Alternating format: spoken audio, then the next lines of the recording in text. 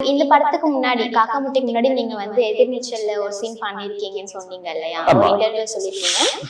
So அது எப்படி அந்த ஆப்பர்ச்சுனிட்டி உங்களுக்கு எப்படி கிடைச்சது? ஸோ அதை வந்து ஆக்சுவலி வந்து ப்ரொடக்ஷன் மேனேஜர் வந்து மாமா இருந்தாங்க அந்த படத்துல. ஸோ இப்போ ஒரு டைரக்டர் கிட்ட ஏதோ சொன்னோன்னே ஒரு ஒரு புது மாப்பிள்ள ஒரு ஒரு கெட்டப், ஸோ அந்த ரோல் வந்து கொடுத்தாங்க. ஆக்சுவலாக வந்து திருச்சி போனேன்.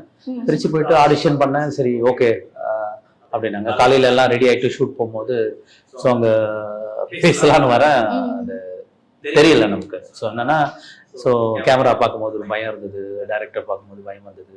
ஸோ சுற்றி யூனிட் எல்லாமே இருந்ததில்ல. ஸோ அதனால அது ஒரு ஒரு 4, 5, 6 டேக் மேலே கூட போச்சு.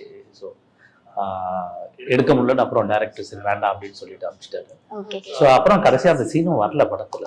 அது என்னன்னா, அந்த இடத்துல நான் மட்டும் தான் செலக்ட் பண்ணி வச்சேன். ஒரு புது மாப்பிள்ளனா ஒரு ஃபார்மல் ட்ரெஸ் எல்லாமே இருக்கும் அப்படின்ட்டு.